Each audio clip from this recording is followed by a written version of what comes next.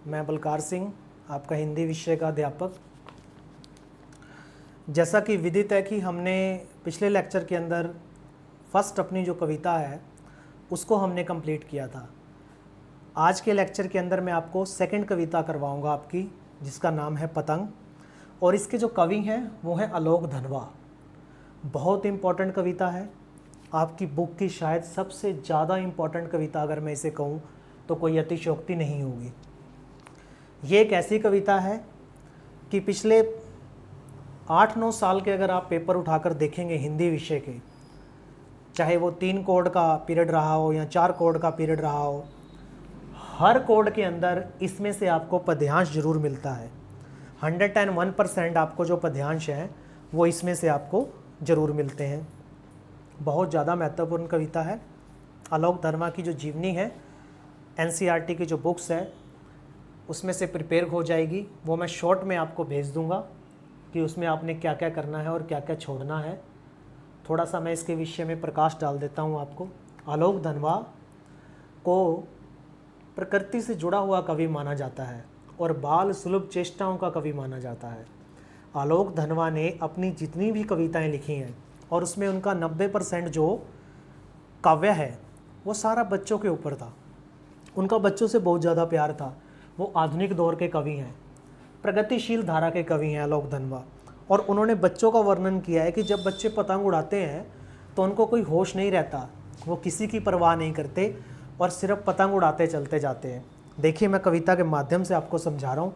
बहुत इंपॉर्टेंट कविता है, अच्छे से सुनिएगा, समझिएगा। NCERT की जो बुक्स है उसको ज़रूर लेकर बैठिएगा तो बहुत जल्दी आपको समझ आएगी। शुरू करते हैं हम। सबसे तेज बौछारें गई, भादो गया सवेरा हुआ। कहता है बौछारों की जो झड़ी थी सबसे तेज वो चली गई, भादो गया, सावन और भादो, जुलाई और अगस्त का महीना चला गया। खरगोश की आंखों जैसा लाल सवेरा, शरद आया पुलों को पार करते हुए। कहता है कि ऐसा लगता है जो सवेरा है ना वो ऐसा आ रहा है जैसे खरगोश की लाल आंखें होती हैं। खरगोश की जो आंखें होती हैं वो बड़ी चमकती हैं, वो अंधेरे में भी चमकती हैं। शरद आया पुलों को पार करते हुए, हल्की हल्की जो सर्दी का अनुभव है वो हो रहा है। कैसे? जैसे पुलों को कोई पार करता हुआ अपनी साइकिल, अपनी नई साइकिल तेज चलाते हुए, घंटी बजाते हुए जोर जोर से आ रहा हो कि पीछे हट जाओ, मैं आ रहा हूँ, आप मेरा स्वागत करो। चमकीले इशारों से बुलाते हुए पतंग उड़ाने वाले बच्चों के झुंड को। और वो बुला रहा है किसको? पतंग उड़ाने वाले बच्चों के झुंड को कि आओ और आकर पतंग उड़ाओ, क्योंकि ये जो मौसम है वो पतंग उड़ाने का है। चमकीले इशारों से बुलाते हुए, 1 नंबर का क्वेश्चन आ सकता है आपको कि किस प्रकार के इशारों से बुला रहा है? चमकीले इशारों से। आपके जितने भी 1 मार्क्स के क्वेश्चन आते हैं वो इस काव्य खंड की पद्यांश की लाइन में से निकलते होते हैं। याद रखना मेरी बात, बड़ी इंपॉर्टेंट बात मैं आपको बता रहा हूँ। वो जो लाइन होती है आपकी उसके बीच में से पूछे जाते हैं कि कैसे इशारे कर रहे हैं, चमकीले इशारे। शर्त क्या करता हुआ आ रहा है? घंटी बजाता हुआ। तो 1-1 नंबर का क्वेश्चन आपको इसमें से बनेगा। आकाश को इतना मुलायम बनाते हुए कि पतंग ऊपर उठ सके। आकाश को इतना मुलायम बना देते हैं कि पतंग बहुत ज़्यादा ऊपर जाए। दुनिया की सबसे हल्की और रंगीन चीज़, पतंग को दुनिया की सबसे हल्की और रंगीन चीज़ की संज्ञा दी है कवि ने। बांस की सबसे पतली कमानी उड़ सके। उसमें एक बांस का तीला लगा होता है, एक तीली लगी होती है, वो पतली कमानी की शुरू हो सके सीटियाँ, किलकारियाँ और तितलियों की इतनी नाजुक दुनिया। कहता है कि जब पतंग उड़ती है तो उस टाइम सीटियाँ बजती हैं, किलकारियाँ, शोर होता है और तितलियों की इतनी नाजुक दुनिया।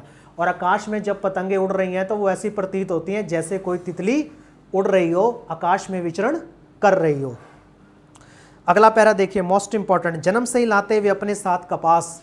बच्चों का वर्णन कह रहा है कि बच्चे जो होते हैं वो इतने कोमल होते हैं कि जन्म से ही अपने साथ कपास लाते हैं। कपास मतलब बड़े मुलायम होते हैं। पृथ्वी घूमती हुई आती है उनके बेचैन पैरों के पास। जब वो पतंग उड़ाते हैं तो ऐसा लगता है कि उन्होंने सारी पृथ्वी को अपने पैरों के अंदर समेट लिया है। वे दौड़ते हैं बेसुध, उनको कोई होश नहीं होती, छतों को भी नरम बनाते हुए, और ऐसे दौड़ते हैं जैसे छतें बड़ी नरम है। नरम का मतलब क्या है? उस पर कोई भी ईंट या पत्थर नहीं है, उनको किसी बात का डर नहीं है। दिशाओं को मृदंग की तरह बजाते हुए, मृदंग एक प्रकार का वाद्य यंत्र बजाने वाला, ऐसे दिशाओं से दौड़ते हैं।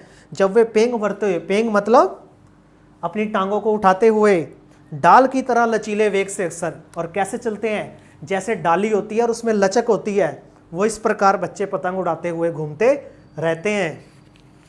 कहता है छत के खतरनाक किनारों पर उस समय गिरने से बचाता है उन्हें। कौन बचाता है? यहाँ पर भी 1 नंबर का क्वेश्चन बन सकता है। सिर्फ उनके रोमांचित शरीर का संगीत, अर्थात उनकी नसों में वो धड़कने, उनकी नसों के अंदर वो जोश, उनकी नसों के अंदर वो शक्ति, पतंगों की धड़कती ऊंचाइयां उन्हें थाम लेती हैं महज एक धागे के सहारे। जिस धागे से वो पतंग उड़ा रहे हैं उस धागे के सहारे वो टिके हुए हैं, वहां पर पतंगों के साथ उड़ रहे हैं, वे भी अपने अपने रंध्रों के सहारे। रंध्रों मतलब जो शरीर की नसें हैं, छोटी छोटी रंध्र, और इसके ऊपर जो बने हुए हैं वो सारे के सारे उस सहारे से वो उड़ते चले जा रहे हैं। कहता है अगर वे कभी गिरते हैं छतों के खतरनाक किनारे से, अगर वो कभी गिर भी जाते हैं तो बच जाते हैं, उठते हैं और निडर होकर सुनहले सूरज के सामने जाते हैं। वो सूरज के सामने जाकर फिर खड़े हो जाते हैं और फिर पतंग उड़ाते हैं। पृथ्वी और भी तेज घूमती हुई आती है उनके बेचैन पैरों के पास, और ऐसा लगता है कि उन्होंने सारी पृथ्वी को अपने पैरों में समेट लिया है, और ऐसा लगता है कि पृथ्वी सारी की सारी उनके कदमों के पास आ गई है। ये आपकी सेकंड कविता थी पतंग, मोस्ट इंपॉर्टेंट कविता। अगले लेक्चर के अंदर हम कोशिश करेंगे कि आपको अगली कविता के कुछ पद्यांश करवाएं, और इसके जो क्वेश्चन आंसर हैं उसको भी हम डिस्कस करेंगे। तो आज के लिए आप सभी का शुक्रिया। आपका दिन शुभ हो। Thank you very much.